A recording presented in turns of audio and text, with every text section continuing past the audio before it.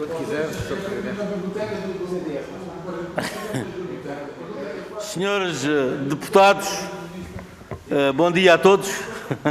Formalmente, estamos em condições de dar início à nossa reunião. Espero que compreendam, mas temos colegas nossos que estão em videoconferência a assistir e não podem também estar mais tempo à espera. E, além disso, temos convidados para dar início à nossa reunião. Há um conjunto de pedidos de adiamento por parte dos pontos a seguir na ordem de trabalhos. Depois já vos darei nota sobre essa matéria, mas antes de mais temos que dar início à nossa reunião.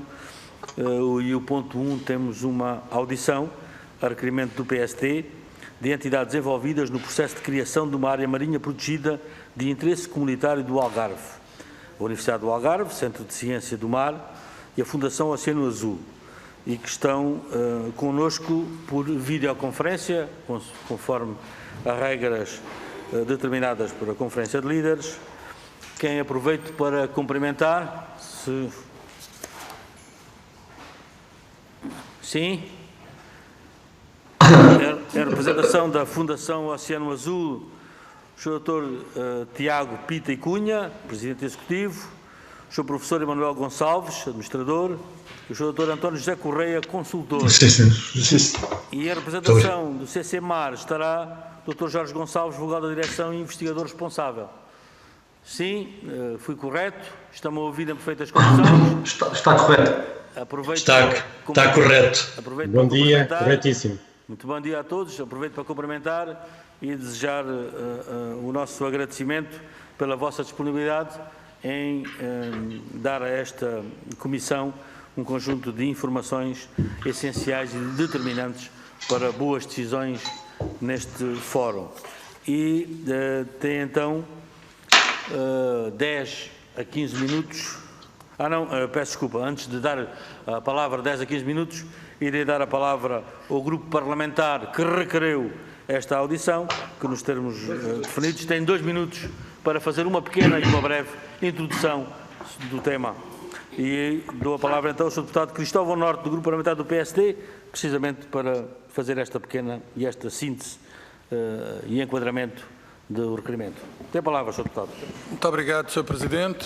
Senhoras e senhores deputados, permitam-me, em primeiro lugar, cumprimentar os nossos convidados, os representantes da Fundação Oceano Azul e do CCMAR da Universidade do Algarve e dar nota das razões que presidiram à apresentação deste requerimento por parte do Grupo Parlamentar do PSD.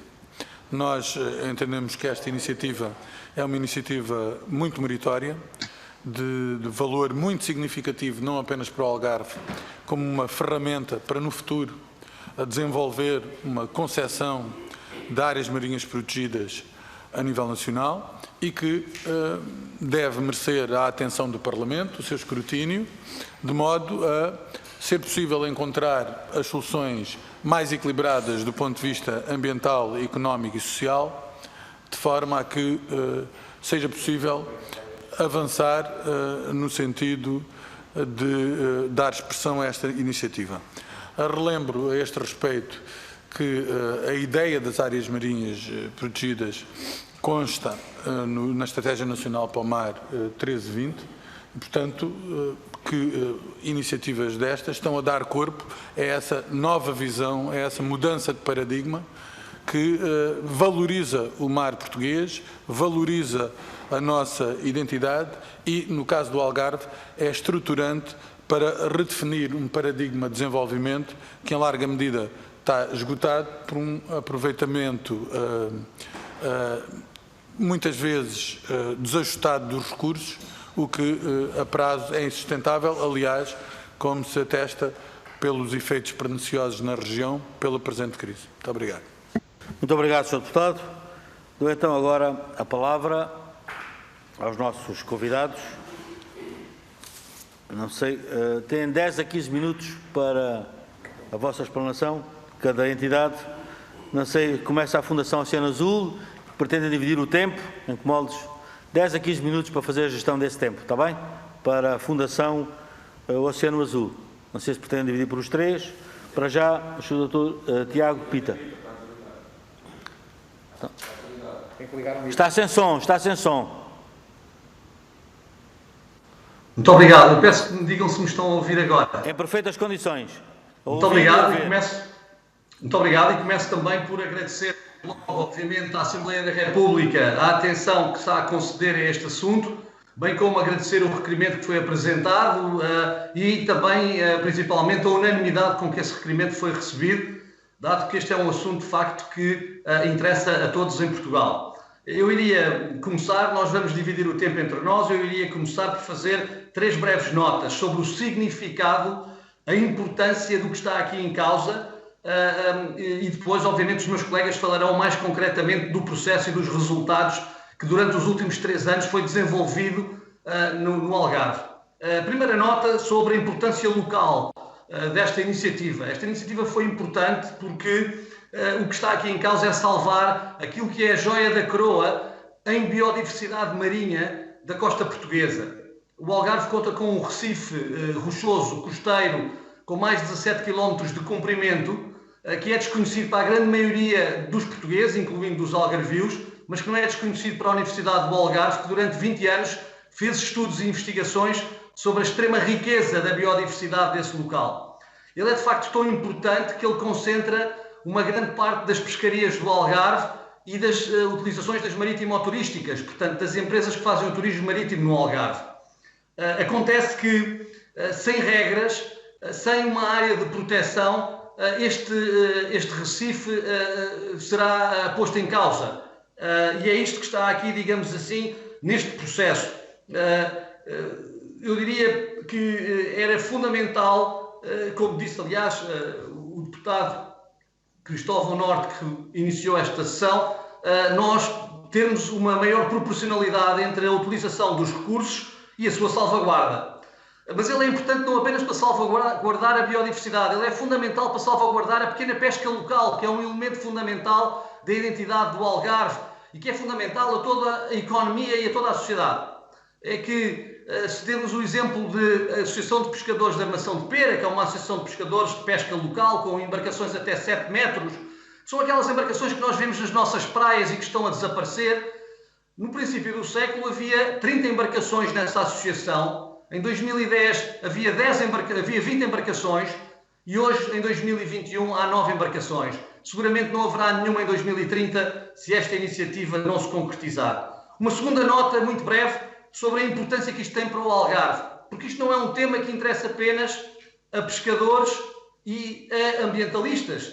Isto interessa, e nós vimos pelas 74 organizações que participaram neste processo consultivo, informal, organizado pela sociedade civil, que ele interessa aos empreendimentos turísticos, às marinas, aos portos, no fundo a toda a sociedade algarvia, porque é a sustentabilidade que está em causa e principalmente a imagem de marca de um selo de sustentabilidade da região algarvia, que tem sido tão penalizada nos últimos 40, 50 anos pela construção desregrada na zona costeira, pela destruição e desaparecimento da Serra de Monchique, que era um dos principais reservatórios biológicos do nosso país e que é fundamental para combater a desertificação no sul do país. O capital natural do Algarve é cada vez mais escasso e, portanto, o Algarve tinha de se mobilizar para defender aquilo que ainda existe e a defesa deste Recife é nesse sentido que é fundamental. Finalmente, digamos, uma última mensagem sobre a importância que isto tem para Portugal no seu todo. Portugal continua a estar na cauda da Europa em áreas marinhas protegidas. Isso mesmo foi escrito pelo Tribunal de Contas Europeu recentemente. E as áreas marinhas protegidas que temos não são eficazes. Muitas delas são áreas marinhas protegidas de papel, que não conseguem preservar os recursos. Portugal assumiu o compromisso político de até 2030 ter 30% do seu mar protegido. É fundamental nós começarmos esse trabalho e termos a responsabilidade e a coerência de o materializar, e esta área marinha protegida, que cria, na verdade, por ser de interesse comunitário, por ter sido suscitada pela comunidade, por vir de baixo para cima, com um apoio determinante também, bem entendido, das autarquias locais, principalmente das câmaras municipais de Albufeira, de Silves e de Lagoa, mas também das juntas de freguesia e de todos os setores da sociedade algarvia, é muito importante para o país que possamos dar este sinal e este exemplo. Finalmente, uma mensagem, no fundo, ao próprio sistema político, uma mensagem da sociedade civil, se assim o posso dizer, também para o sistema político e para a Assembleia da República. Este processo levou 3 anos, é um processo sem precedentes em Portugal. Não se trata aqui de reagir a uma ameaça a um território ou a uma população, como por exemplo, a população algarvia se levantou para questionar a exploração de petróleo no Algarve. Trata-se aqui de antecipar, digamos assim, de procurar preservar aquilo que resta, e levou-se 3 anos para fazer isso. Nestes 3 anos foi necessário conciliar posições e ter, digamos aqui, assim, a consensualização com as associações de pescadores. Foi necessário mudar várias vezes o zonamento, as soluções concretas. A Fundação Oceano Azul continua a rever-se nesta versão que será apresentada ao Governo, mas entendo que ela está no osso, ou seja, não podemos correr o risco de diminuir ainda mais a área protegida, que veio vindo a ser reduzida para conciliar as posições de todos os interessados, sob pena dela não ser operável, sob pena dela não respeitar as premissas científicas que lhe presidem. É fundamental, sim, concentrarmos também na questão das compensações que serão necessárias nas contrapartidas para quem reduzir, digamos assim, os seus proventos por causa da proteção de uma área marinha protegida como esta. E aqui a Assembleia da República tem um papel fundamental. Esperamos que a Assembleia da República possa fazer um esforço no sentido de assegurar que este compromisso é assumido pelo Governo para que outras áreas marinhas protegidas como estas possam ser desenvolvidas em Portugal. Muito obrigado pela vossa atenção. Eu passaria a palavra ao meu colega Emanuel Gonçalves. Muito obrigado. Então tem agora a palavra o Sr. Professor Emanuel Gonçalves. Muito obrigado, muito bom dia. Estão-me a ouvir bem? Perfeitas condições. Muito obrigado, então. Eu complementaria aquilo que o Dr. Tiago Pita Cunha disse, talvez aqui com alguns elementos concretos do processo e também do contexto. E começava por dizer que a Fundação dá grande importância a estes processos porque eles são assentes na ciência e temos esta preocupação de olhar, por um lado, para onde estamos a ir e, por outro lado, que soluções podemos trazer.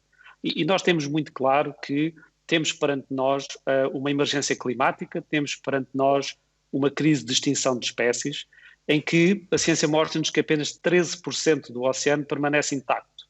E, portanto, temos os recursos a diminuir, as pressões a aumentar, mas a boa notícia é que temos soluções para poder atender a este problema. E as áreas marinhas protegidas são, de facto, soluções muito importantes. São soluções que permitem reconstruir a natureza, proteger aquilo que ainda existe, mas também porque são os nossos bancos de capital natural. Nós sabemos que elas produzem mais peixe e, portanto, têm mais valor, constroem mais valor. Mas, à escala global, nós só temos 7% do oceano com algum estatuto de proteção, desse apenas 2% são áreas sem pesca, e 94% das áreas marinhas protegidas à escala global não permite a proteção total desses mesmos recursos. Só para trazer aqui alguns números, na Europa, 98%, por exemplo, das áreas marinhas protegidas no Reino Unido permitem o arrasto de fundo, que é a arte mais destrutiva para os ecossistemas. Ou no Mediterrâneo, algumas destas áreas até têm maior pressão dentro das áreas protegidas do que fora. E, portanto, de facto, nós estamos a falhar globalmente na proteção. Temos um instrumento que funciona, que se for devidamente implementado, produz mais peixes, produz espécies peixes maiores, mais espécies e dá mais resiliência às comunidades costeiras, mais resiliência à proteção da biodiversidade, mas as que existem não funcionam. E nós sabemos também, porque a ciência aí é muito clara, o que é que faz estas áreas funcionar. O que faz essas áreas funcionar, desde logo, é a escala. Elas têm que ter uma determinada dimensão, porque senão não conseguem produzir esses valores nem garantir essa proteção. Também o tempo é muito importante. Estas áreas não começam a funcionar logo, quando são implementadas. E daí ser crítico haver no sistema e no processo mecanismos para compensar, de facto, perdas que existam, porque vai levar algum tempo até que haja estes benefícios. Também sabemos que quanto mais protegidas, quanto menos impactos tiverem, mais rapidamente estes benefícios se vêem. E que é fundamental haver um mecanismo de vigilância, de regulamentação adequado e também um mecanismo de governação eficaz. E eu tocarei rapidamente nestes diferentes aspectos. Portanto, a Fundação tentou aqui criar um processo, de facto, que podemos dizer que é único. Não só em Portugal, mas é único também na escala internacional, nós não encontramos muitos exemplos assim. Por um lado, temos a ciência, que nos mostra que esta área é extraordinária. Temos 12 espécies novas para a ciência nesta zona. 12 espécies que só aqui existem em todo o mundo e que foram aqui descritas pela primeira vez. Temos mais de 1.200 espécies aqui registadas, 45 delas novas para Portugal. 19 espécies com estatuto de conservação, o que quer dizer que são espécies em risco, como os meros ou os cavalos marinhos. E ao mesmo tempo que temos isto, temos um panorama global socioeconómico na região que nos diz que em 20 anos perdemos 66% dos desembarques e que os pescadores perderam 33% do rendimento. Ao mesmo tempo que há uma explosão das atividades marítimo-turísticas que passaram de 20 empresas para 400. Portanto, temos aqui uma situação muito difícil de gerir, onde temos grandes valores naturais, enormes pressões e uma perda, de facto, da biodiversidade. E então, o que pensámos fazer foi este processo organizado, com a ciência como base, que garante o envolvimento de todas as entidades, que seja completamente transparente, em que toda a informação está disponível e que, dessa forma, possa ter o sucesso que nós esperamos que tenha. E em que é que consiste este processo? Muito rapidamente também. Consiste essencialmente em ter uma construção coletiva que depois fornece ao Estado os instrumentos para poder atuar e para poder garantir que essa construção coletiva permanece no tempo. Ou seja, nós começamos por identificar que nesta zona havia interesse, havia valores naturais, havia interesse das comunidades em avançar com um processo de proteção, estruturámos uma dinamização de um processo coletivo, avançámos com os estudos de base, com uma avaliação científica, uma avaliação socioeconómica, com um processo de avaliação legal de como é que poderemos instituir um mecanismo de governação, com o envolvimento destes diferentes processos, e então fizemos um conjunto de sessões, onde primeiro começámos por apresentar essas ideias, por ter as bases para o processo e para levantar os interesses das diferentes entidades aqui presentes. Depois foi definido coletivamente a visão para esta área protegida e os seus objetivos, e foi muito claro que se criaram 2 objetivos à partida: proteger estes enormes valores naturais, mas também proteger esta pequena pesca que está em risco de desaparecer. Depois mapearam-se as prioridades das diferentes interesses e mapearam-se as diferentes zonas de acordo com a sua proteção. Apresentaram-se os primeiros cenários de zonamento e de regulamento. Esses primeiros cenários foram analisados, avaliados, muito discutidos. Com base nisso, o CCMAR fez revisões sucessivas desses cenários para encontrar o maior consenso possível. Claro que é impossível ter todos de acordo, mas tentou-se trazer para dentro deste processo, como disse o Dr. Tiago Pinto e Cunha, a melhor solução possível que ainda assim possa funcionar. E, portanto, estamos nesta altura em condições de poder entregar ao Governo esta proposta final, com estes diferentes elementos: o estudo socioeconómico, o estudo dos valores naturais, os relatórios todos do processo participativo, com todos os posicionamentos das diferentes entidades, uma proposta de zonamento e de fundamentos para o regulamento e, muito importante, uma proposta de governação assente num comitê de cogestão. E este comitê de cogestão será uma entidade que terá que ter, obviamente, as entidades que têm responsabilidades na gestão das diferentes atividades e na sua regulamentação, mas também os atores locais, os municípios, as associações de pesca, as ONGs e a Universidade do Algarve. E, portanto, o que é que se seguirá a esta entrega do dossiê e quais são os elementos fundamentais associados ao dossiê? São garantir que haja as medidas de compensação e de valorização e garantir que há uma criação formal da área protegida e deste comitê de cogestão. E depois pode-se trabalhar os mecanismos de vigilância e os mecanismos de acompanhamento e monitorização. E era esta a informação que gostaria aqui de trazer. Muito obrigado. Muito obrigado. Não sei se também o Dr. António José de Correia quer também intervir. Se não... Obrigado, mas passava já para o Jorge Gonçalves. Obrigado. Pronto. Então fica assim em representação da Fundação Oceano Azul concluída a intervenção e dávamos agora a palavra, dou agora a palavra em representação da CCMAR ao Dr. Jorge Gonçalves, que quem aproveito para cumprimentar e a quem dou a palavra. Muito bom dia, Sr. Presidente, senhores deputados, e senhores representantes da Fundação Oceano Azul. Em primeiro lugar, queria agradecer o convite para esta audição, que consideramos uma oportunidade única para esclarecer aqueles que são os mais nossos ilustres representantes.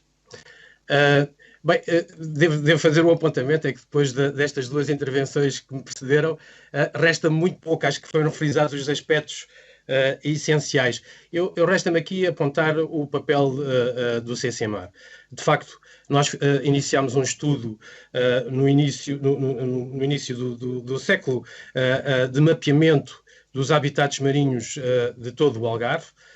Isto foi um processo patrocinado, em princípio, pela DRAOTA, a antiga Direção Regional do Ordenamento do Território e do Ambiente do Algarve, depois passou para a RH, CCDR, RH novamente. Portanto, foi um processo longo em que fizemos realmente esse mapeamento e que, portanto, surgiu esta situação, que é a Baía de Armação de Pera e a área envolvente, portanto, desde Lagoa à Albufeira, é efetivamente a área com, portanto, níveis de biodiversidade mais ricos da costa sul portuguesa. Se na altura ainda tínhamos dúvidas porque havia poucos estudos, embora este estudo de mapeamento fosse pioneiro pela sua extensão e pela sua complexidade da forma como foi feito, o que é certo é que já fizemos estudos em relação a todo o Algarve e a toda a costa sul portuguesa, e manteve-se esta área como a área mais importante, portanto, a nível da biodiversidade. Já foram referidas as espécies novas, já foram referidas o berçário, o efeito de maternidade que esta área tem, os habitats prioritários que tem, não só para Portugal, mas protegidos pela Diretiva Habitats, por exemplo, em termos europeus, ou pela Convenção OSPAR. Temos, por exemplo, só para vos dar uma ideia, pradarias de ervas marinhas na zona costeira que são únicas na costa portuguesa. Normalmente estas ervas marinhas só existem nos estuários e dentro das lagoas costeiras, das rias.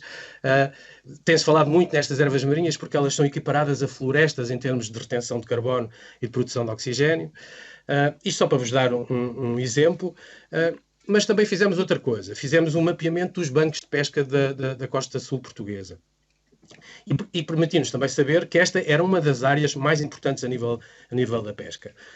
Então, sabendo também que, e como já foi dito, que houve no Algarve um decréscimo nos últimos 20 anos de mais de 60%, quase 70% dos desembarques, uma queda também no número de pescadores, no número de embarcações e inclusivamente no rendimento global ligado à pesca, e sabendo também, e até por testemunhos das associações de pescadores, que o nosso mar, e esta área em particular, e os recifes artificiais que circundeiam, está cheia de redes, cheia de artes de pesca perdidas, e que continuam a fazer pesca chamada fantasma e continuam, portanto, a estragar os fundos.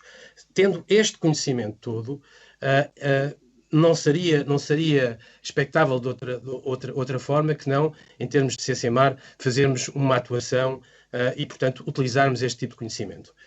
Em boa hora surgiu a Fundação, em boa hora surgiram também entidades locais que nos solicitaram esta participação, e aqui estamos neste projeto de tentar contrariar estas tendências negativas, manter o pescado e os pescadores no mar e manter o mar saudável, portanto, e avançar neste processo que é único, que é inovador, que é inclusivo, que essa é uma das coisas mais importantes, é inclusivo. Nós percebemos, e o Dr. Emanuel Gonçalves e o Dr. Tiago Pita Cunha referiram, a falta de eficiência das áreas marinhas protegidas, um pouco por todo o mundo, mas também em Portugal. E, de facto, elas devem-se, sobretudo, a uma falta de conhecimento, a uma falta de compreensão das regras por parte das comunidades. E associado a uma fiscalização, muitas vezes, reduzida, faz com que as regras, pura e simplesmente, não sejam cumpridas e as áreas marinhas não funcionem. Este processo foi tentar fazer precisamente o contrário. Foi começar de baixo para cima, portanto, estar com as populações num processo participativo que lhes dê, portanto, a informação e que lhes dê os conhecimentos para participarem neste processo de construção, portanto, que é um processo de construção também deles. De todos, aliás. Fizemos 7 sessões participativas, muitas reuniões bilaterais. O ano de 2020 foi um ano difícil, como para todos, e nós não pudemos fazer as tais sessões participativas que fazíamos, mas fizemos reuniões bilaterais com as associações, sobretudo as associações de pesca profissional, lúdica e as marítimo-turísticas, que são, digamos, as atividades mais importantes nesta área. Proteger a biodiversidade marinha, proteger a pequena pesca sustentável, proteger o turismo sustentável. E outra coisa do processo participativo, e que foi só do processo participativo, foi promover atividades educativas de literacia do oceano e, portanto, que fornecessem esta parte de conhecimentos essenciais para cultivar, sobretudo, as camadas mais jovens da nossa população e dar-lhes a entender que realmente este processo que estamos a fazer é sobretudo para elas, é para as gerações que vêm, é deixarmos uma herança positiva em termos de ambiente, mas também de economia, porque aqui há uma preocupação tripla, ambiental, social e económica. Nunca perdemos de vista estas diferentes componentes. Este processo teria de começar, portanto, com os aportes, portanto, e com a inclusão das ideias das várias componentes. Foram mais de 70 entidades, portanto, que participaram. Fizemos a última reunião, portanto, já num ambiente de contexto de pandemia, que tivemos que fazer por videoconferência no passado dia 5, e já recebemos posicionamentos das várias entidades. E dou-vos também este valor, que tivemos 49 até agora, estão a chegar ainda, 49 entidades que responderam, 47 estão a favor, embora algumas tenham condicionantes, e 2 estão contra, são 2 associações de pesca, mas mesmo essas, dado que existam, em função da existência de compensações, aceitarão, portanto, esta proposta, sendo que esta proposta é, como já também foi dito, uma proposta do máximo consenso possível que foi alcançável com este processo. Diria só mais que pensamos que as compensações são um ponto muito importante. De facto, a médio e a curto prazo poderá haver, e como é óbvio, quando havendo limitações e condicionamentos, alguma perda de rendimento de alguma parte dos pescadores e, portanto, isso é importante e faz parte da condição necessária para que este processo também avance e seja implementado com sucesso. No entanto, nós pensamos outra coisa, que é o objetivo deste processo e utilizando a dimensão e utilizando a proposta que está em cima da mesa, é dar resultados. E esses resultados é precisamente fornecer biomassa, aumentar a produção disponível para a pesca. Portanto, a longo prazo, ou a médio e longo prazo, haverá vantagem clara para os pescadores, que será, no mínimo, a paragem deste decréscimo que temos vindo a assistir. Eu, só para terminar, queria dizer que, a nosso ver, as soluções agora, obviamente, e sobretudo esta parte das compensações, de um sistema de fiscalização que é prioritário para nós, e temos soluções tecnológicas que apresentamos como soluções e que foram aceitas pelas várias associações de pescadores e de marítimo-turísticas.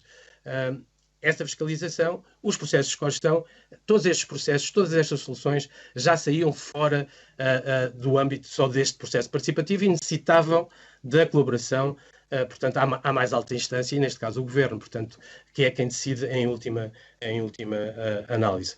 Por isso, estamos presentes, o CCMAR, para passo a passo irmos avançando, seguros. Agora, se possível, depois de entregarmos o dossiê com a colaboração do Governo, se assim entender, obviamente, e sempre com o fito de construir um mar mais saudável, uma pesca e um turismo sustentáveis, e é nesse sentido que fazemos este nosso esforço coletivo. Muito obrigado e estarei ao vosso dispor para os esclarecimentos devidos. Muito obrigado, e lá chegaremos a esse patamar.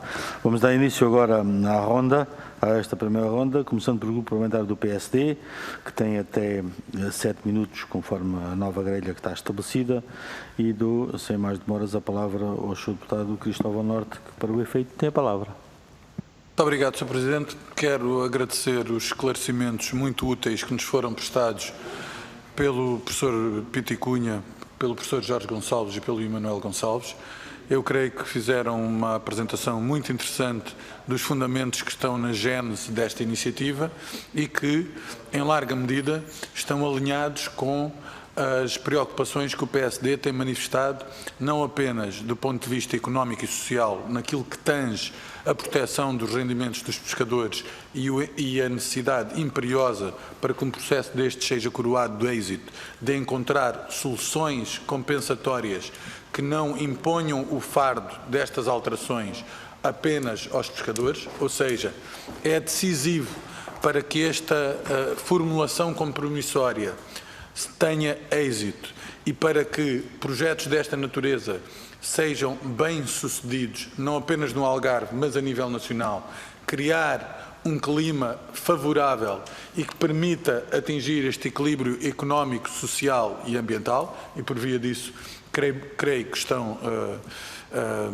estão em linha com este conjunto de preocupações e que estarão disponíveis para construir a alternativa para garantir que ninguém fica para trás num processo desta natureza. Isso é obviamente importante. Queria também aflorar aqui outros aspectos. Um dos aspectos prende-se com o Algarve. Foi dito aqui bem que o Algarve tem registado um desenvolvimento económico desequilibrado.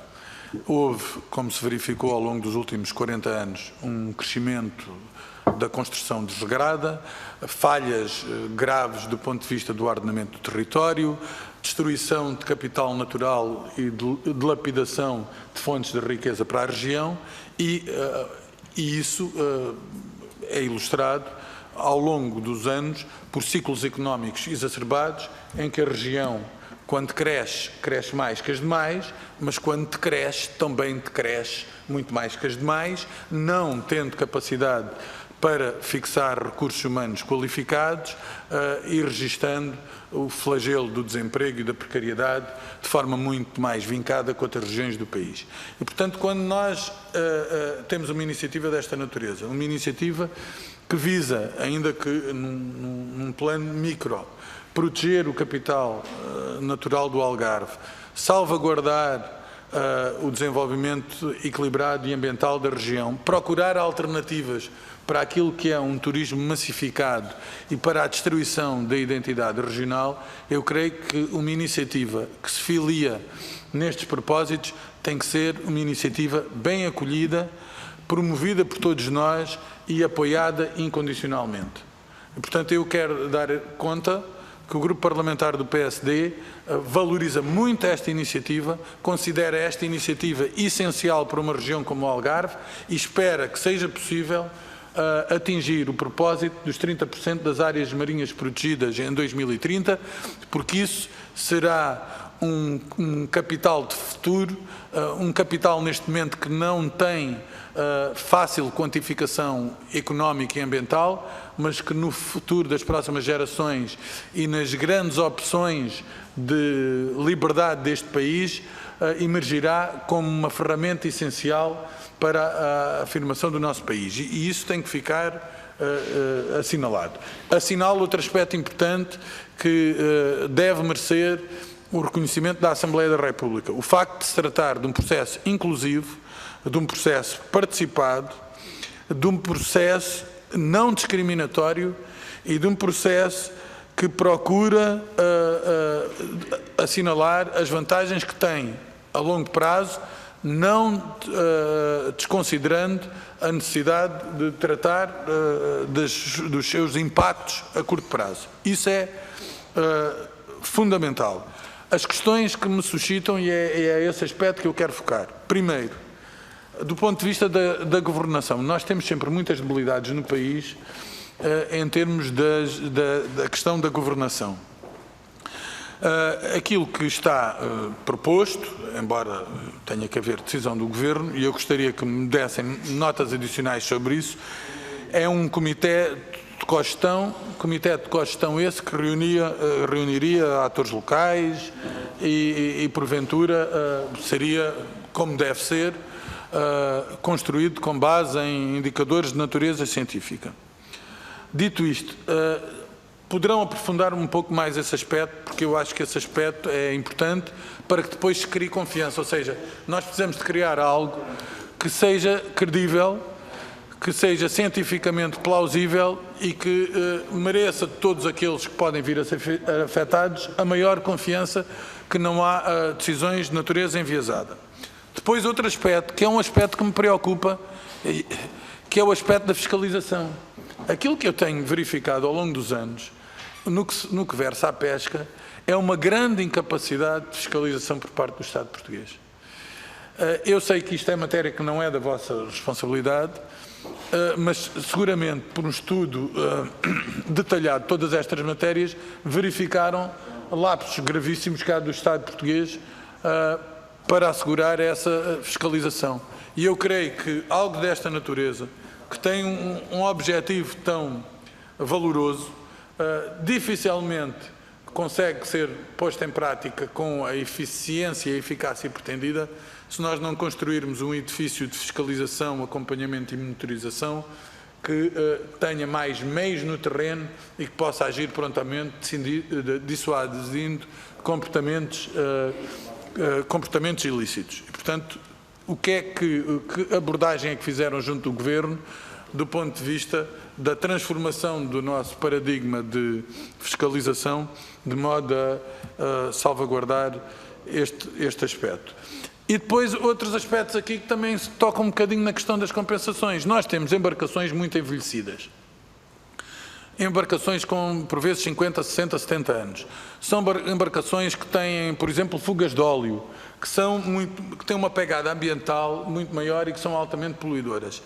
Se não entendem que, do ponto de vista do sistema de compensações que se vier a erguer, que é necessário que todas as embarcações, sejam elas marítimas ou turísticas, sejam embarcações de pesca, que em redor desta zona operam, não têm que ser intervencionadas de forma a mitigar os efeitos danosos que a sua obsolescência traz. Estas são as questões. Uma palavra de grande reconhecimento ao CCMAR e à Fundação Oceano Azul. Espero que continuem atuantes para que este processo seja coroado de êxito e para que seja possível atingir uma solução compromissória, construindo as soluções que protejam também os pescadores e aqueles que, no curto prazo, sejam mais atingidos por esta decisão. Muito obrigado. Muito obrigado, Sr. Deputado. Tem então agora a palavra do Grupo Parlamentar do Partido Socialista, a Sra. Deputada Ana Passos, também nestes novos termos, até 7 minutos. Muito obrigada, Sr. Presidente. Cumprimento o Sr. Presidente. Saúdo o Professor Dr. Jorge Gonçalves, do Centro de Ciências do Mar da Universidade do Algarve. Saúdo o Dr. Tiago Piti Cunha e toda a equipa da Fundação Oceano Azul, senhoras e senhores deputados. Começo por agradecer, em meu nome pessoal e em nome do Grupo Parlamentar do Partido Socialista, todos os contributos que nos trouxeram aqui hoje no âmbito desta proposta de criação de uma área marinha protegida de interesse comunitário a localizar ao largo da Albufeira, Silves e Lagoa, no Algarve.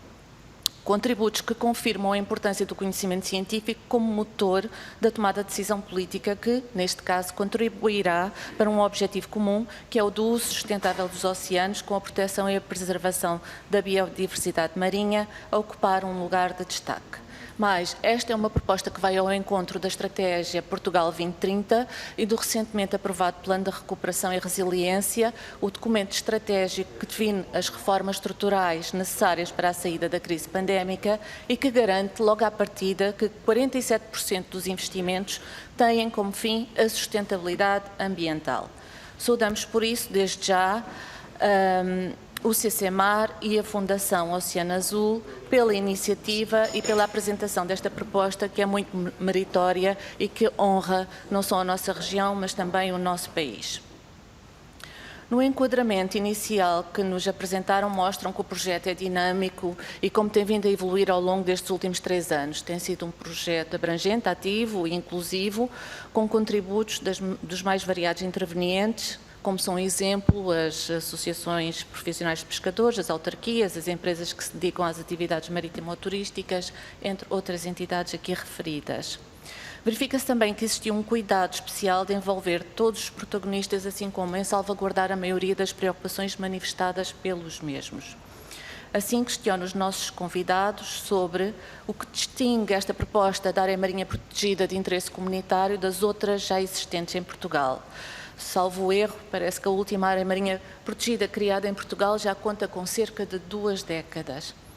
E se têm conhecimento de alguma avaliação ou balanço dos serviços de ecossistemas referente a áreas marinhas anteriormente implementadas no nosso país. Uma das dimensões que me parece de maior interesse a relevar nesta vossa proposta é a da caracterização dos habitats que constituem a área marinha a proteger.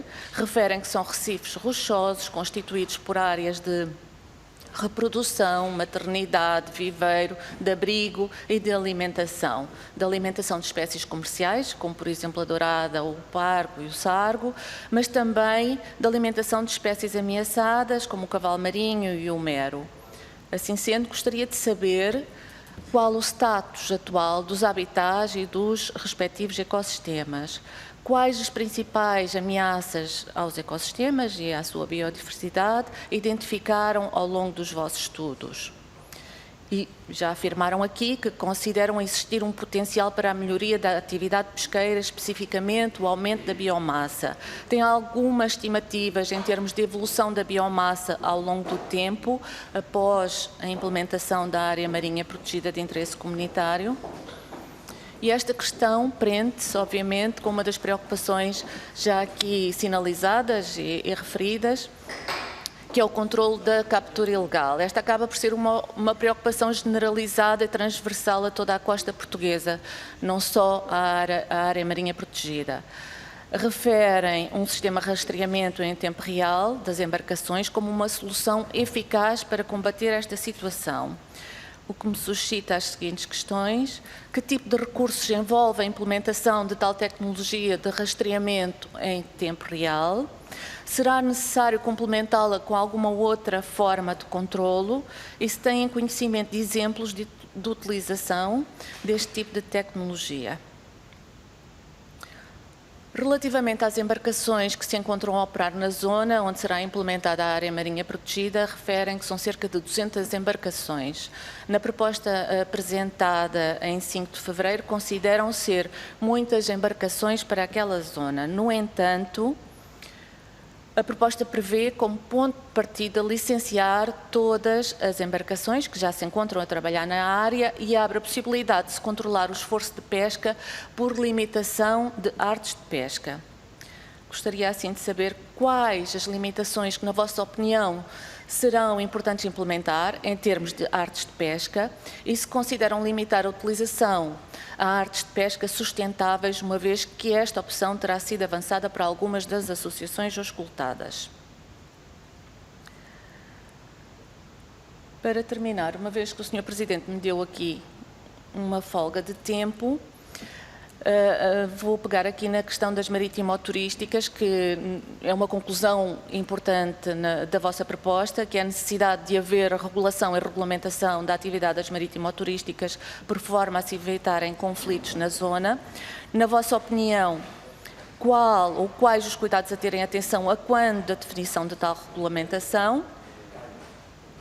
E terminando mesmo, questiono se fizeram algum estudo relativo a cenários para o futuro, nas 3 dimensões, ambiental, social e económica, e quais as expectativas do CCMAR e da Fundação Oceano Azul relativamente ao futuro do projeto. Mais uma vez, muito obrigada pela iniciativa e muitos sucessos para o futuro. Obrigada, Sr. Presidente. Obrigado, Sra. Deputada. Tem então agora a palavra, em nome do Grupo Parlamentar do Bloco de Esquerda, o Sr. Deputado João Vasconcelos, perdoe-me. Tem a palavra, Sr. Deputado, até 6 minutos, por favor. Muito obrigado, Sr. Presidente. Cumprimentar os senhores professores e representantes da Universidade do Algarve, do Oceano Azul, e agradecer, efetivamente, os esclarecimentos que aqui nos trouxeram. Com efeito, há mais ou menos um ano, um pouco mais, que o Grupo Parlamentar do Bloco de Esquerda teve conhecimento que estava a decorrer a constituição de uma área marinha protegida de interesse comunitário na bacia da Armação de Pera, e também fomos contactados por algumas pessoas nesse sentido. Também fizemos algumas pesquisas e até colocamos algumas perguntas, portanto, ao Governo, nomeadamente aos Ministérios do Mar e do Ambiente, por exemplo, qual o ponto da situação em que se encontra o projeto da área protegida de interesse comunitário previsto para a bacia da Armação de Pera, quais os seus limites de extensão, quando é que estava previsto entrar em funcionamento e, finalmente, que consequências para as comunidades pescatórias e afins com a criação da ASAMPIC, que os senhores já aqui, do modo geral, também já nos esclareceram. Infelizmente, o Governo ainda não nos respondeu, ainda estamos à espera dessas respostas. Para o Bloco de Esquerda, trata-se de um projeto bastante interessante, considerando o que nos dizem e os estudos que tivemos acesso, a documentação disponível, e não menos importante é o consenso que esse projeto está a gerar, tem gerado, portanto, na comunidade. É um facto que para nós, para o Bloco de Esquerda, é preciso atuar, e já com muitos anos de atraso, para defender e preservar a nossa biodiversidade, que vai ficando cada vez mais em causa, como sabemos, e a defesa da biodiversidade, com certeza que terá reflexos positivos na conservação das espécies e dos habitats. E se nada fizermos, ou se forem apenas medidas paliativas, essa degradação, a perda de biodiversidade será uma evidência e, muito em particular, no Algarve será irreversível, como sabemos, com as consequências negativas em termos ambientais, mas também sociais, económicos e, nomeadamente, científicos. Conforme nos dizem, a área da AMPIC a criar encontram cerca de 70% de espécies identificadas na costa do Algarve, também as tais 12 novas espécies para a ciência, 45 novas espécies, portanto, também para a ciência, habitats com estatuto de conservação, comunidades diversas. Bom, isto, de facto, é uma riqueza importantíssima e que urge preservar. Alguns aspectos que merecem a nossa atenção, mas em particular, prendem-se com as atividades a interditar e a permitir na zona da AMPIC, de acordo com alguns documentos que também tivemos acesso e que passaria mais ou menos a elencar, a ver se coincidem ou se houve alguma alteração. Por exemplo,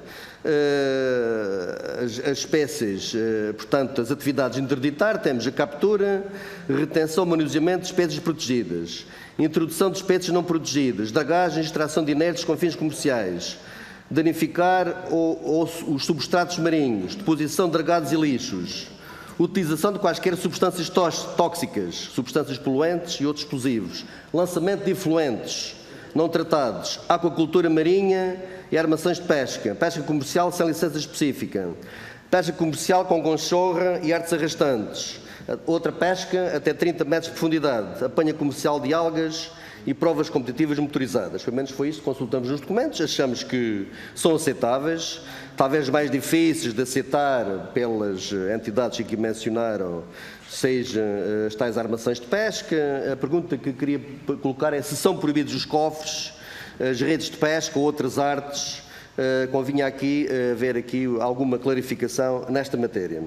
E sobre as atividades a permitir na AMPIC, sujeitas à autorização e ao licenciamento do Comitê de Cogestão, pelo visto é um comitê com alguma força, de acordo com o documento consultado, e lá diz atividades, portanto, permitidas, pesca comercial e lúdica, atividades marítimo-turísticas, alterações da linha de costa, instalação de estruturas, captura de água, investigação científica, exercícios militares de proteção civil e realizações de provas desportivas.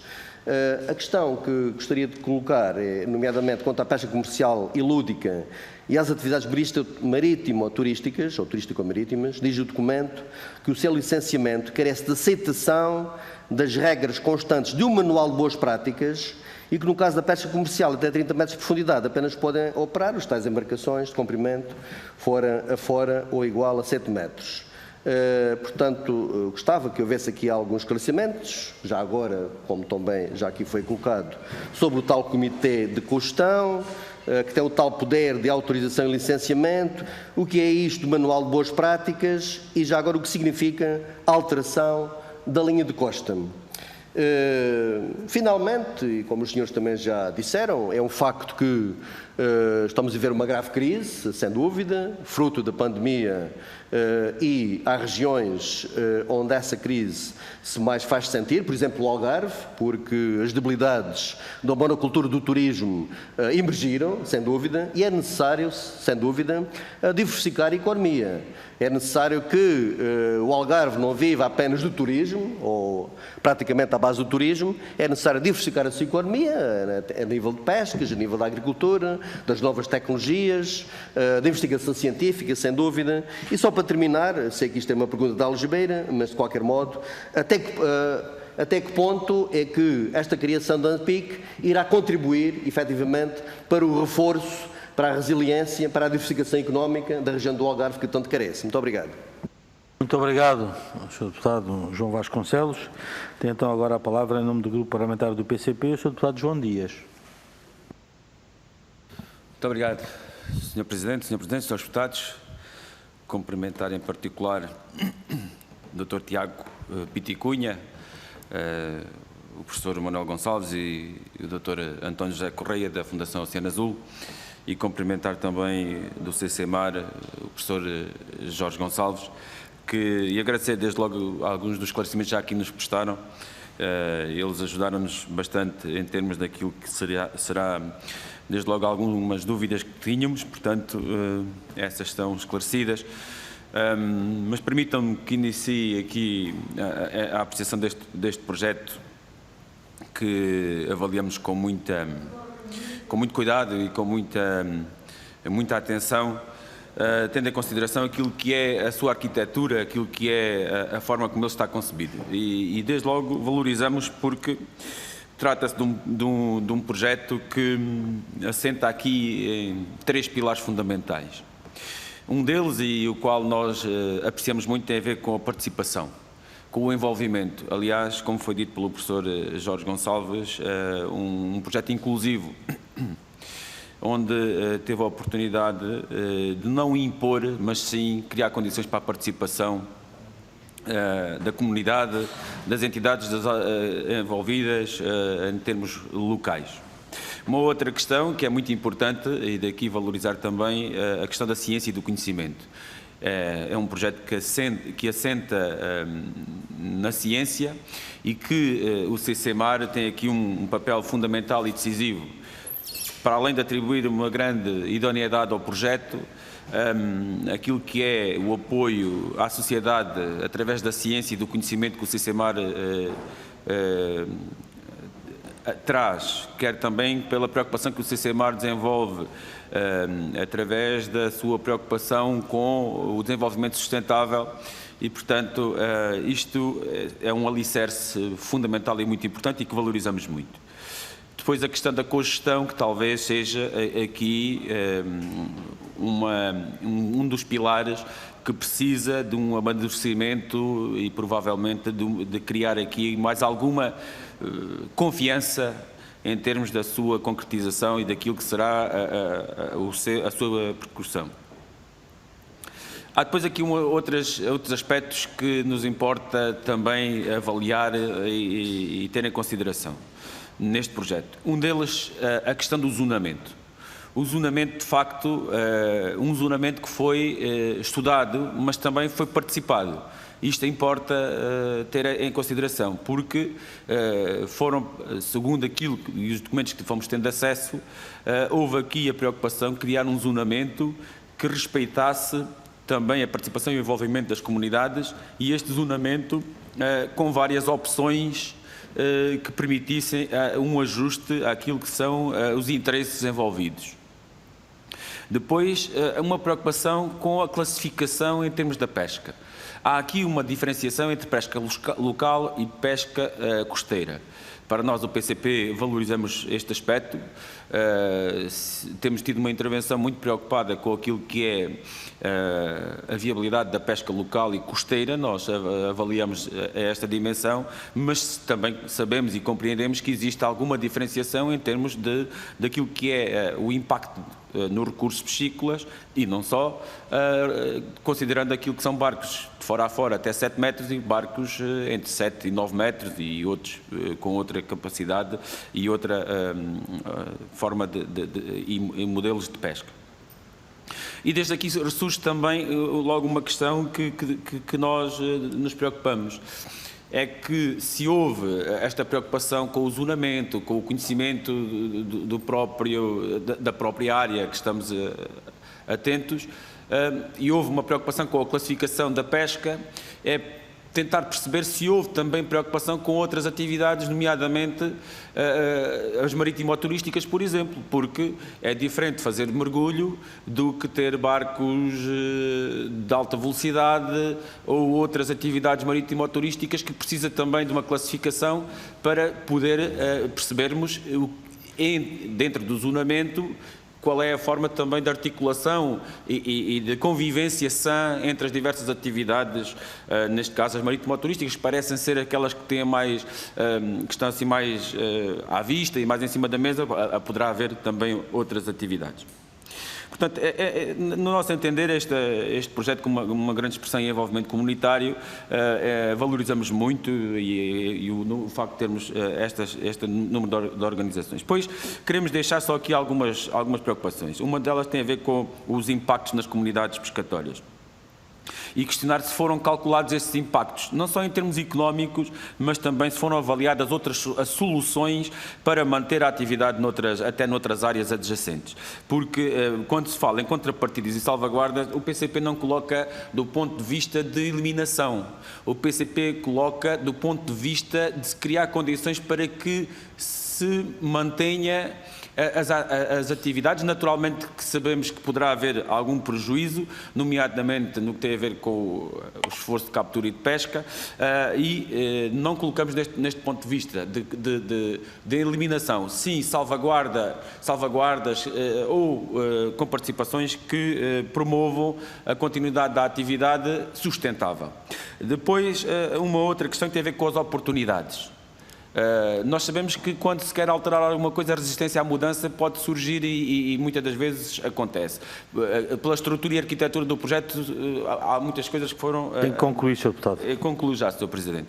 Mas aproveitar este projeto também para outras oportunidades, nomeadamente o que tem a ver com a recuperação e reabilitação de condições para a pequena pesca. Falo de antigos postos de vendagem que neste momento estão praticamente ou nem são usados, melhores condições para os pescadores poderem ter as suas embarcações e os seus instrumentos de pesca, nomeadamente redes e aprestos. E depois, só deixar aqui, com a sua compreensão, Sr. Presidente, aqui duas questões.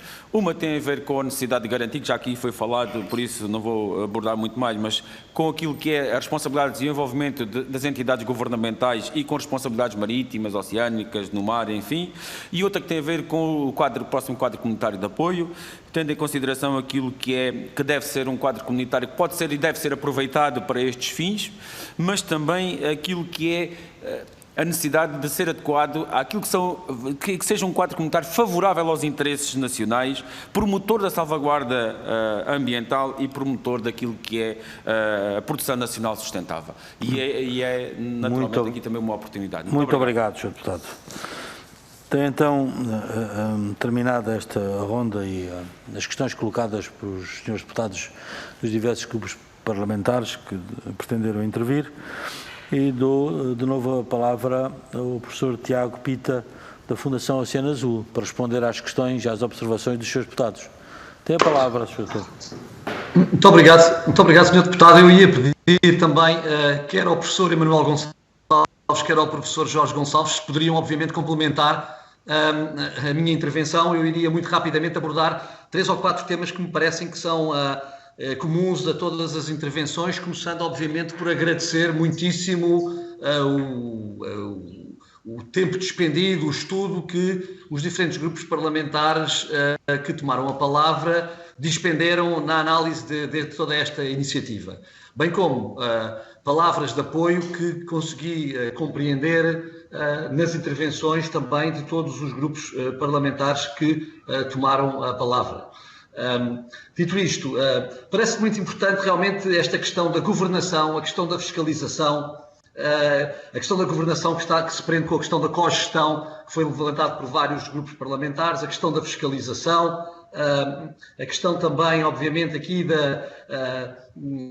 que foi levantado pela deputada do Partido Socialista, Ana Passos, sobre a biomassa, a capacidade da biomassa, digamos assim, crescer, regenerar-se, as expectativas para o futuro. A questão também, obviamente, de que contrapartida estamos a falar, que o deputado João Dias, do Partido Comunista Português, também salientou, que devem cobrir não apenas, digamos, prejuízos que reduções do esforço de pesca acarretem, mas também reabilitação e promoção da pequena pesca, e vou tentar ser muito sucinto em todos estes temas. Relativamente à governação, parece-me que era fundamental compreendermos o seguinte: efetivamente não há uma grande evolução na governação das pescas desde há décadas a esta parte, mas noutros países, incluindo na Suécia, esta questão da cogestão tem vindo a provar-se como algo que leva os profissionais da pesca a comprometerem-se muito mais com os recursos, porque acabam por, de alguma forma, sentir que eles têm uma palavra a dizer sobre a sua exploração e sobre a definição da quantidade, do esforço da exploração desses recursos, e isso tem-nos levado a sentir um bocadinho mais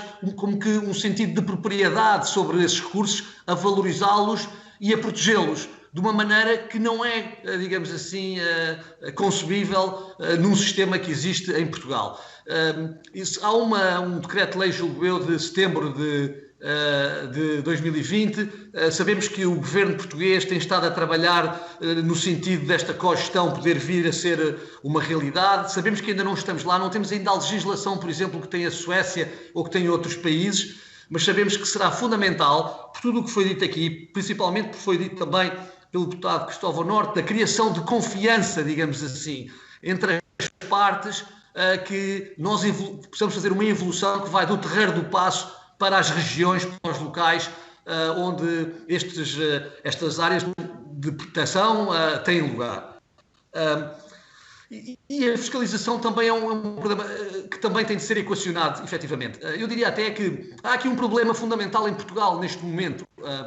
Eu tenho dito isto ao longo da minha, digamos assim, carreira nas políticas públicas dos oceanos. Portugal é um país que, de facto, engavetou o mar lá atrás, há décadas atrás, que desengavetou o mar para a retórica nacional também já neste século, no início deste século, esta parte. Temos vindo a considerar que o mar é cada vez mais importante, mesmo do ponto de vista de uma consciência estratégica nacional, mas não conseguimos ainda efetivamente colocar o mar nas opções político-económicas deste país. É um facto. E, portanto, se eu afirmar que a Polícia Marítima tem menos de 1000 efetivos neste país, para um país que é um Estado quase arquipelágico, com uma das maiores linhas de costas da Europa e com a maior área marítima da Europa, eu julgo que está tudo dito relativamente a este desequilíbrio que existe entre um país que não consegue ainda politicamente reconhecer-se na sua geografia, não consegue compreender a importância do mar para o sucesso da sua sociedade e do futuro e das expectativas dos seus cidadãos.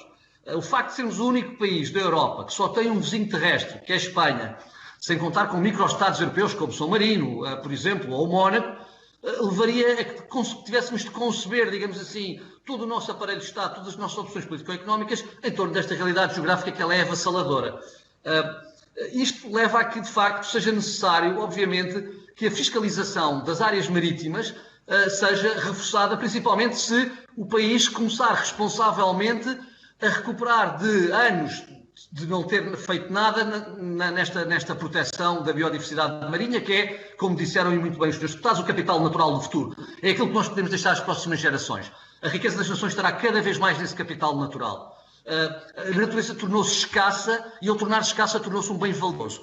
E, por isso, pensamos que, no futuro, a própria, digamos assim, a economia irá aceitar cada vez mais a economia, o capital manufaturado neste capital natural. Seria trágico que Portugal, quando isso assim acontecer, e está a acontecer, estamos nesse processo, o comboio já saiu da estação, esta transição para uma economia verde, a necessidade que nos dizem os cientistas de combatermos a crise climática e a extinção das espécies nesta década, diz que o comboio saiu da estação e, portanto, nós aqui teremos de, obviamente, tomar medidas diferentes. O país tem de ter à sua disposição aparelhos de fiscalização diferentes.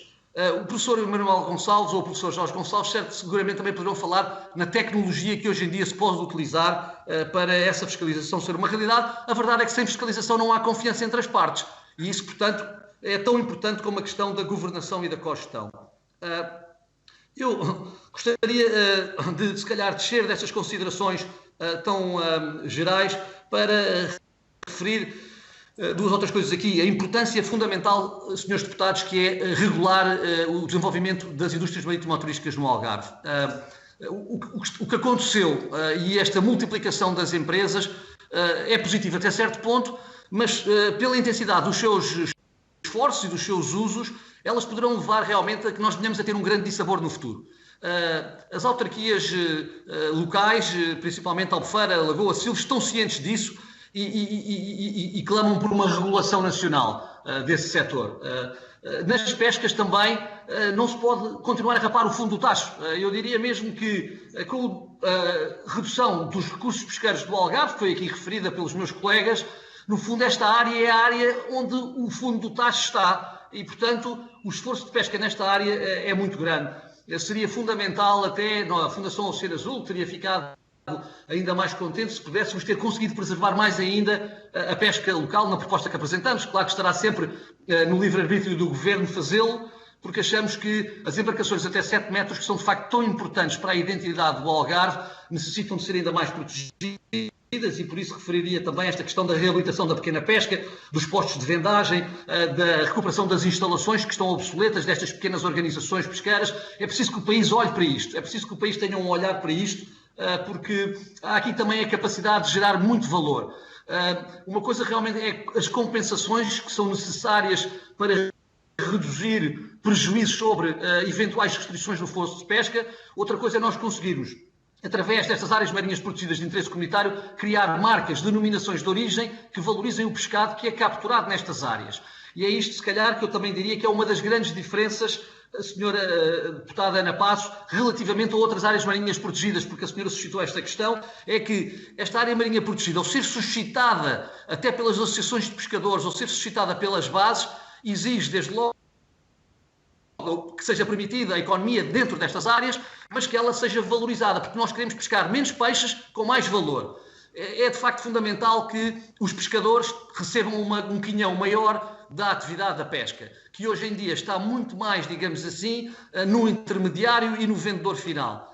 E daí que as vendas em lotas, poder recriar as vendas de praia, as vendas diretas, tudo isso, a venda digital, todas essas metodologias que eu acho que podem ganhar elan com uma iniciativa como estas, vão ser absolutamente fundamentais para que nós continuemos a ter novas gerações de portugueses que queiram ser pescadores e que queiram manter esta identidade que é fundamental para o nosso país e que, aliás, é fundamental para o próprio turismo que vem a Portugal. Nós consideramos, quanto a expectativas para o futuro, eu terminaria com esta intervenção, que o Algarve não tem até hoje um parque natural, nunca teve um parque natural, uma área protegida. Esta será a primeira área protegida do Algarve e ela irá ser profundamente disruptiva com a imagem, se calhar até que aqueles que não vivem no Algarve, mas que o visitam, têm do Algarve. Nós consideramos que um selo de sustentabilidade e dar a conhecer à Europa e ao mundo que o Algarve tem um recife com este valor será profundamente enriquecedor para a sociedade e para a economia algarvia. Só para dar um exemplo para terminar, na Austrália há o Great Barrier Reef, obviamente que tem proporções completamente diferentes, mas ele é fundamental para a economia daquele país. Os australianos já compreenderam que o capital natural, que recifes naturais como este, são fundamentais para fazer avançar as suas economias e nós esperamos que a proporção algarvia e do recife natural que estamos a falar, isso também venha a ter lugar no Algarve. Muito obrigado por as vossas declarações. Muito obrigado. Penso que, não sei se mais algum dos representantes da Fundação pretende intervir, se não passamos a... Eu, se pudesse complementar, não sei se é oportuno. Sim, faz favor. Tem a palavra o Sr. Professor Emanuel Gonçalves. Sim. Não, tem a palavra? Sim, tem a palavra. Bem, não estou a ouvir por alguma razão. Conseguem-me ouvir? Sim, estamos a ouvir bem. Sim. Então, muito rapidamente, teria aqui algumas notas adicionais. Relativamente ao processo de cogestão, nós encomendámos um estudo jurídico à Universidade Católica que desenvolveu o que é que poderia ser um sistema de cogestão e implementar numa área protegida de interesse comunitário como esta. Já existe alguma cogestão, existe um quadro legal para a cogestão de áreas marinhas protegidas terrestres, mas aqui precisávamos de ter uma natureza específica e própria. E, portanto, ele prevê, de facto, a participação das entidades governamentais que têm a responsabilidade do licenciamento, que têm a responsabilidade de gestão das atividades, mas, como dissemos, prevê também a participação dos interesses locais, dos municípios, das ONGs, das associações de pescadores e do conhecimento da universidade. E, portanto, é verdadeiramente uma corresponsabilização pelos resultados e pela gestão. E nós acreditamos que esse é o caminho, que estas zonas costeiras têm muito a beneficiar com esta gestão. É isso que nos mostra também muitos exemplos dos nossos parceiros internacionais que já estão a testar estes processos noutros países com grande sucesso.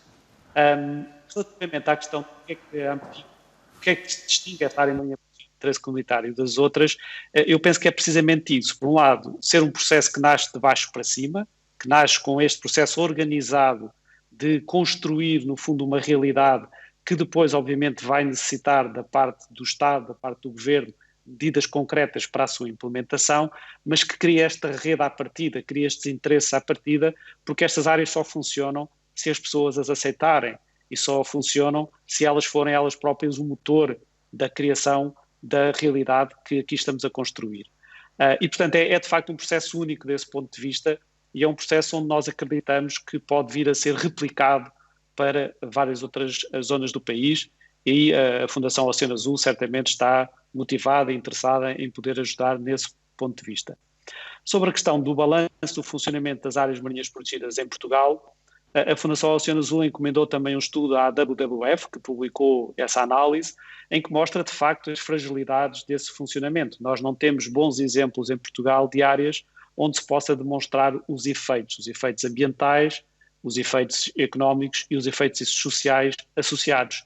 A boa notícia aqui é que nós temos este estudo de base, nós fizemos estes estudos de base, fez a Universidade do Algarve, quer na área dos valores naturais, quer na área das atividades e dos impactos económicos. E, portanto, temos uma base a partir da qual é possível agora comparar aquilo que forem os efeitos da implementação desta área protegida.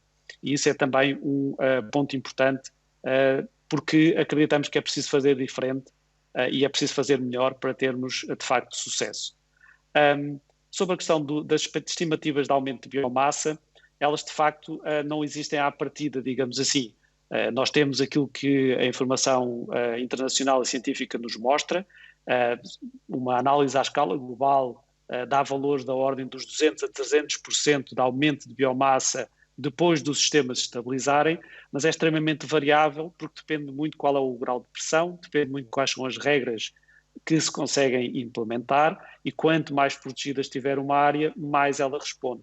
Temos exemplos de aumentos de até 3.000% de biomassa e temos outros de aumentos muito modestos porque não se conseguiu diminuir, no fundo, as pressões aí existentes. Sobre as questões da valorização, eu também gostava de dizer só 2 ou 3 coisas rápidas. Nós temos estado em diálogo com várias entidades, por exemplo a DOCA Pesca, mas também com algumas entidades governamentais, para garantir que possa ser trazido para esta área processos inovadores na área da valorização. Portanto, não é só a questão de controlar o esforço de pesca, é também a questão de, pescando menos, ganhar mais e garantir que esse rendimento fica mais naqueles que têm a produção primária, ou seja, nos próprios pescadores. E, portanto, a parte da lota digital é uma nova maneira de poder inverter os leilões descendentes, que penso que todos os seus deputados sabem que é aquilo que é a prática comum na primeira venda, é que há um preço que depois vai decrescendo e portanto, parece ser contrário até à questão da sustentabilidade e, portanto, há aqui esta vontade de implementar um projeto piloto nesta área protegida de inversão dessa venda, dessa primeira venda, mas também há compromissos já concretos para melhorar as tais instalações e infraestruturas e a Fundação Oceano Azul está muito interessada em trabalhar nos mecanismos de marca, nos mecanismos de valorização que possam então fazer ganhar mais valor a partir desta criação desta área protegida. Depois a questão do objetivo no que diz respeito aos impactos da pesca e do objetivo não ser eliminar a pesca, mas sim promover. Eu penso que é exatamente isso, ou seja, aquilo que nos motivou também muito aqui foi ver esta degradação dos números, não é? Ver que aquelas pequenas comunidades pesqueiras, as que estão mais dependentes destas zonas, vão desaparecer daqui a 10 ou 20 anos. E nós achamos que precisamos exatamente de inverter este processo, mas ele só se inverte se nós tivermos, desculpem-me a simplificação, mais peixe dentro da água, ou seja, nós temos que ter mais biomassa, temos que ter mais biodiversidade, temos que ter mais opções e temos que fazer melhor, temos que dar mais garantias de que o rendimento fica com essas mesmas comunidades e esse é um objetivo do próprio processo. Finalmente, sobre a questão do quadro comunitário de apoio, eu diria duas coisas. Primeiro, esta área marinha protegida não consegue resolver todos os problemas, mas pode ser de facto um desencadeador para discussões concretas sobre, nomeadamente, a pequena pesca.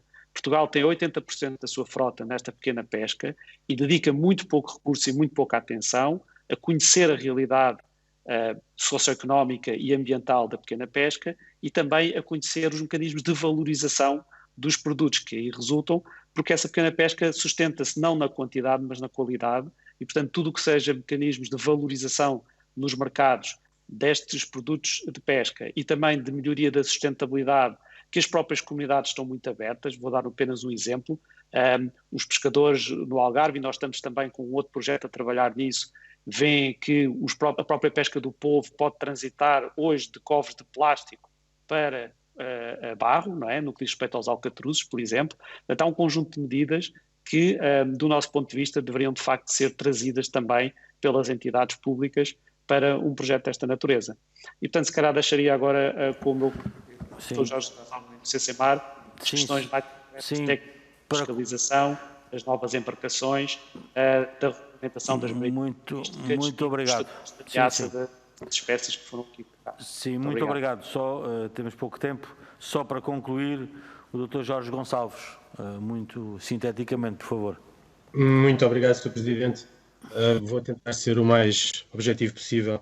Em relação em primeiro lugar, o meu agradecimento muito sincero pelas palavras de todos os deputados intervenientes, porque realmente é muito bom ver este tipo de acolhimento e dá-nos muito ânimo. O nosso agradecimento por isso.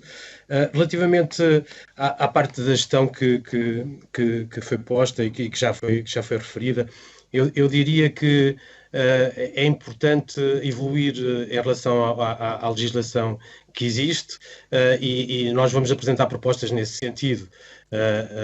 E de facto, portanto, o que pretendemos mais uma vez é que, de certa forma, o processo que iniciamos continue. Este Comitê de Gestão não é mais do que isso, dar a palavra, portanto, às entidades que estão mais no terreno, facilitando a eficiência da gestão. Depois, em relação às compensações, e aproveitar as compensações para fazer uma certa renovação e uma certa transição para embarcações mais verdes, mais ecológicas e menos impactantes.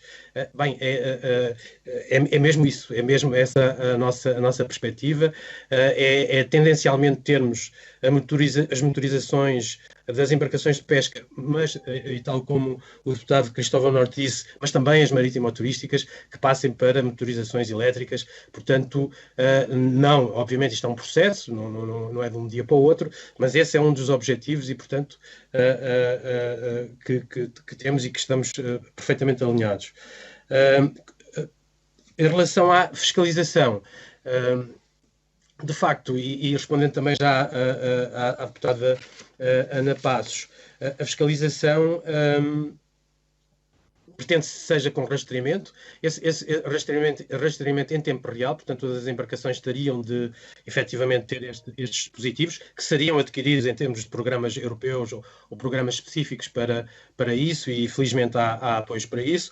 Exemplos bons, temos em Portugal a pesca da ganchorra,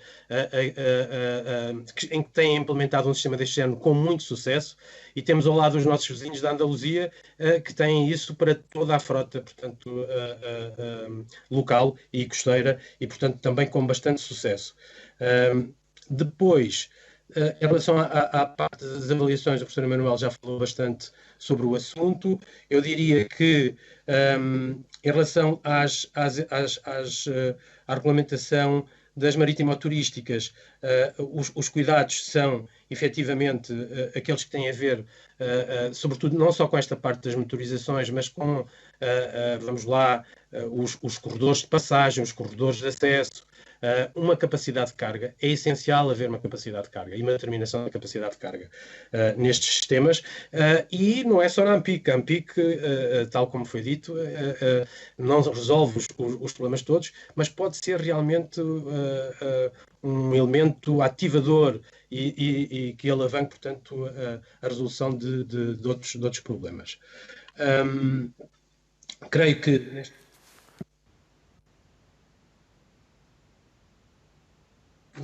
que relativamente, portanto, à parte das embarcações e das artes, seria também importante que a longo prazo, não foi possível agora, né, porque a parte da pesca local utiliza bastante estas artes e servem de certa forma para, num caso de queda nas capturas do polvo, poderem utilizar, mas, por exemplo, as redes de malhar não são propriamente as artes que queríamos ver numa área deste género, sobretudo em termos de futuro. Mas, tal como estamos a fazer e acautelando portanto, os hábitos e costumes dos nossos pescadores, é uma coisa que teremos que fazer muito progressivamente e, portanto, nunca poderá ser feita de ânimo leve.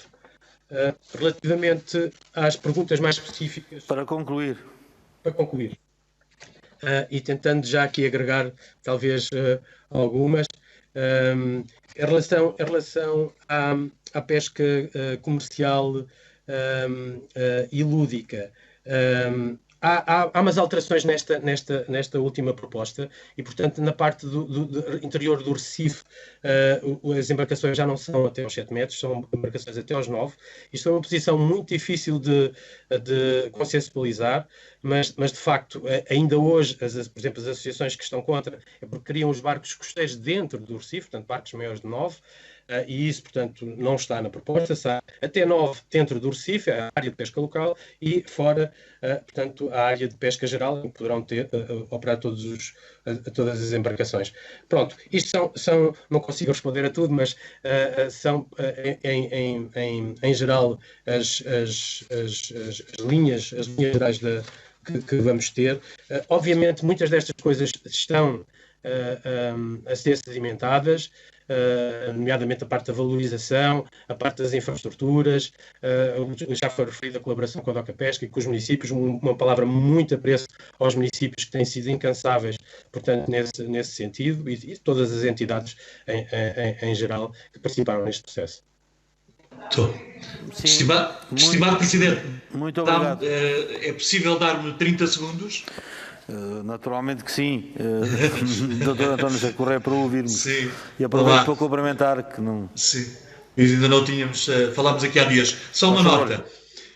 Eu acho que há aqui uma grande oportunidade para o Estado português, no âmbito da presidência portuguesa que está a decorrer, que é a aprovação do regulamento do Fundo Europeu dos Assuntos Marítimos e da Pesca e da Aquacultura, e que, pela primeira vez, possa contemplar esta dimensão das compensações, do investimento, da renovação das embarcações, etc. Portanto, eu acho que, uma vez que o Sr. Ministro vai também ser ouvido, eu acho que, e ele, já tivemos esta abordagem, tal como já tivemos com a Secretaria de Estado das Pescas, acho que era muito importante um objetivo político de concretizar durante este semestre a aprovação deste regulamento, porque é a partir deste regulamento que os grupos de ação costeira, que poderão financiar também uma parte destas melhorias territoriais, como todos os presidentes de Câmara sabem, e por isso fica aqui este apelo, o desafio da Assembleia da República, portanto, ao Governo, para que concretize